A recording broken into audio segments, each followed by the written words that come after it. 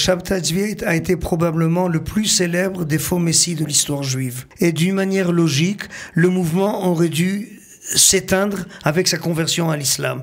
Non seulement que c'était une déception, mais c'était aussi une humiliation. Une trahison. Une trahison, vous avez dit le mot. Il a vécu sa vie en tant que musulman.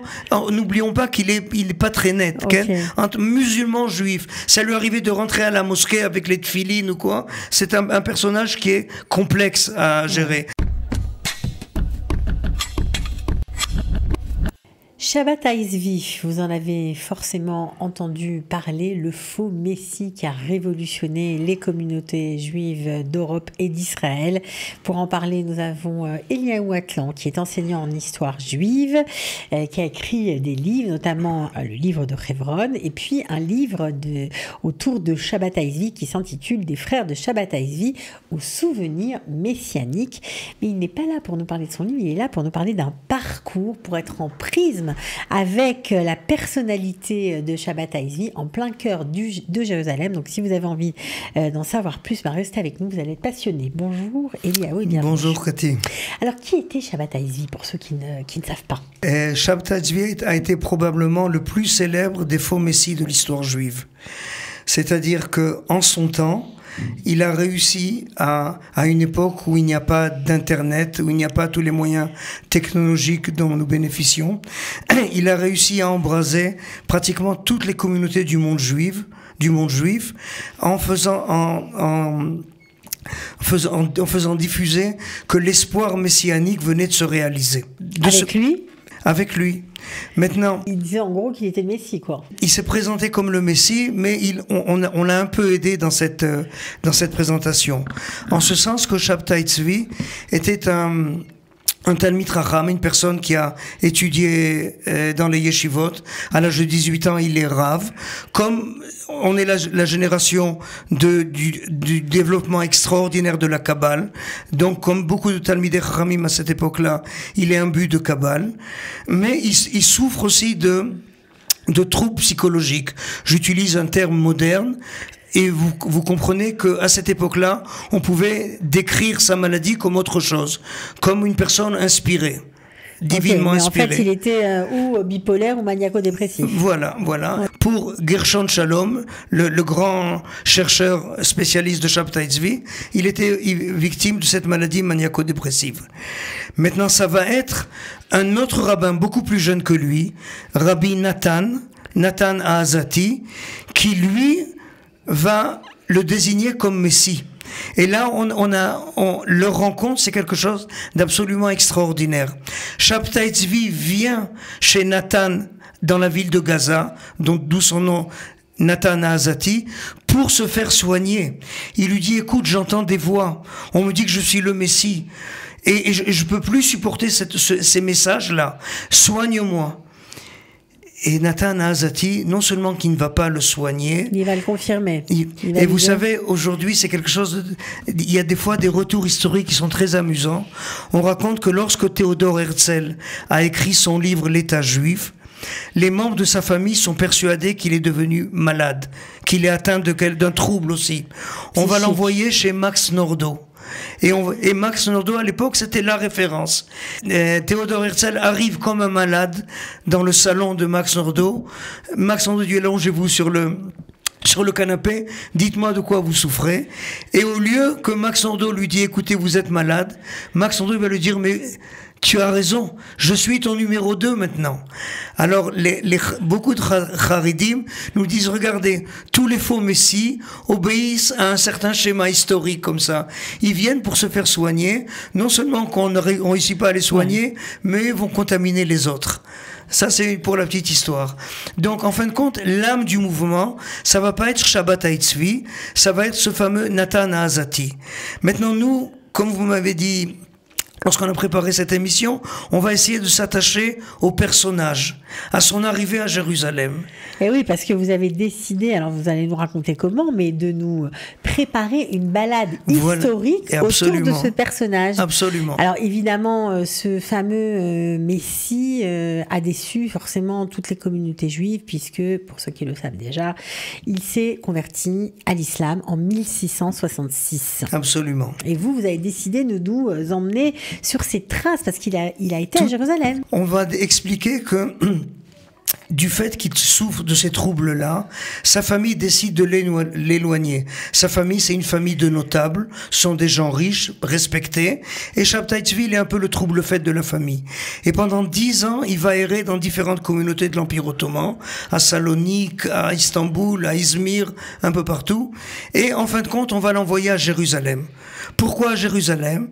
Parce qu'à Jérusalem, il y a une tradition, ce qu'on appelle aujourd'hui de manière moderne le syndrome de Jérusalem. Il y a beaucoup de personnes qui se sentent inspirées en arrivant à Jérusalem. La famille, elle dit, il y en aura un de plus. Et nous, on est riches, on est capable de subvenir à ses besoins. Et à Jérusalem, personne ne va le renvoyer. Ils ont l'habitude de voir des personnes un peu inspirées, je dis, pour ne pas utiliser un terme plus méchant. C'est quoi? C'est une balade? Alors maintenant, on essaye d'aller sur les traces de Shabtai Tzvi. Il vient d'Égypte. D'Égypte, il va passer à Gaza. Il y a des itinéraires de caravanes. De Gaza, il passe à Hebron. Et de Hebron, il vient à Jérusalem.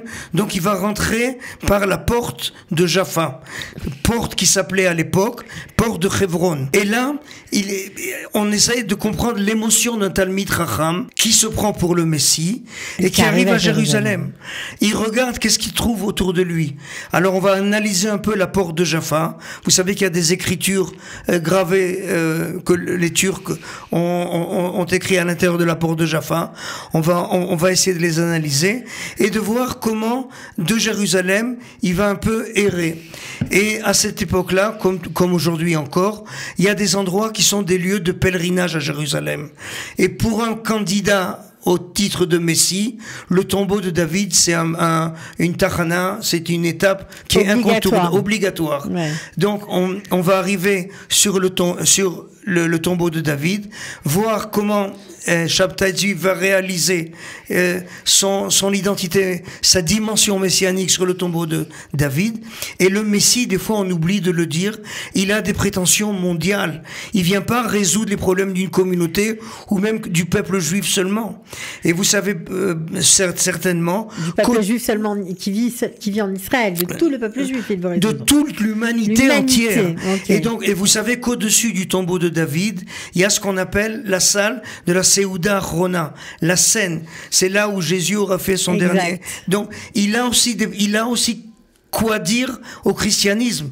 Il prétend pouvoir racheter l'âme pécheresse de Jésus. Et au-dessus de la salle de la scène, il y a le bureau du deuxième président de l'État d'Israël, Ben Tzvi. Ben Tzvi, il a un drôle de nom, n'est-ce pas? Et il faut savoir que le deuxième président de l'État d'Israël, Yitzhak Ben Tzvi, était un historien, et c'est le seul qui a réussi à acheter la confiance des descendants de Shabtai Tzvi, les fameux Domnés qui existaient à Salonique et qui sont passés ensuite en Grèce, et qui lui ont confié pratiquement toute une littérature shabtaïque qui était tout à fait secrète.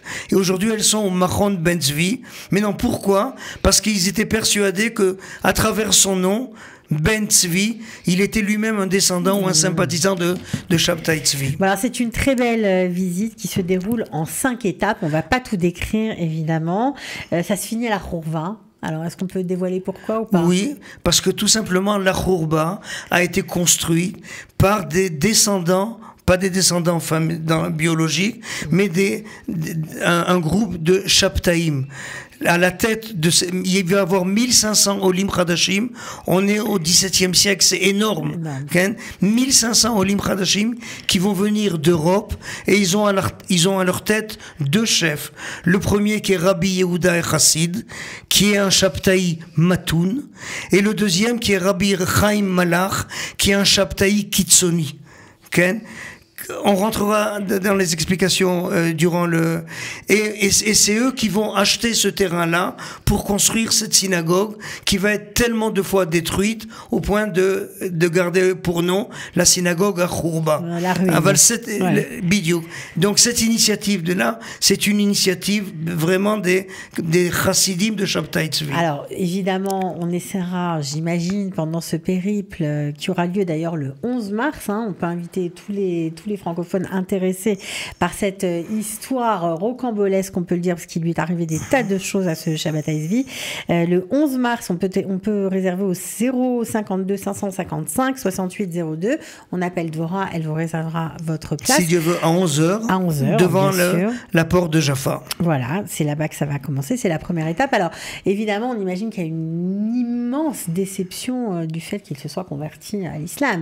Tous ceux qui l'ont suivi ont dû être... Tout à fait. Et d'une manière logique, le mouvement aurait dû s'éteindre avec sa conversion à l'islam. Non seulement que c'était une déception, mais c'était aussi une humiliation. Une trahison. Une trahison, vous avez dit le mot. C'est une trahison. Et beaucoup de juifs auraient dit si au moins il aurait été exécuté, il serait mort au Kiddush Hashem. Il a vécu sa vie en tant que musulman. Il a vécu sa vie en tant que musulman. N'oublions pas qu'il est pas très net. Okay. Entre musulman juif, ça lui arrivait de rentrer à la mosquée avec les tefilines ou quoi. C'est un personnage qui est complexe à gérer. Alors on peut se moquer, dans ce cas-là, il n'y a plus de débat, mais il y a des personnes qui se sont penchées sur ça. Et ils ont compris qu'il y avait une certaine signification. Maintenant, le mouvement populaire va devenir un mouvement secret. Parce que beaucoup de Talmidei Chachamim vont accepter l'explication de Nathan Azati. Il va dire, pour vous, la conversion correspond à une trahison, parce que vous avez rien compris. Vous devez comprendre que Shabtai Tzvi combat avec des armes messianiques. Et dans sa perception de l'histoire, il a compris que le dernier obstacle à la libération, à la Géoula, c'est l'islam. Et cet obstacle-là est tellement difficile à surmonter que le seul moyen d'avoir raison de lui, c'est de rentrer à l'intérieur de l'islam. Ouais. Et c'est l'image pas très flatteuse qu'il va donner, de la même manière qu'un ver va venir attaquer un fruit de l'intérieur. Ouais. Enfin bon, il n'aura pas eu trop, véritablement gain de cause. Il aura essayé, mais on ne sait pas trop. Et alors, il n'y aura pas de gain de cause immédiatement. Ouais. Maintenant, je vous rappelle que 300 ans plus tard, un descendant de Shabtai Tzvi, Mustafa Kemal, l'Atatürk, lorsqu'il va prendre le pouvoir en Turquie, la première initiative qu'il va prendre, c'est de désislamiser l'empire turc. Vous savez que le sultan, c'est un titre politique, mais le sultan était aussi calife. Calife, c'est un titre religieux.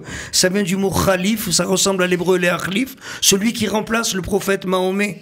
Et donc, l'empire ottoman, qui était un empire islamique, va être désislamisé par un descendant de Shabtai Tzvi.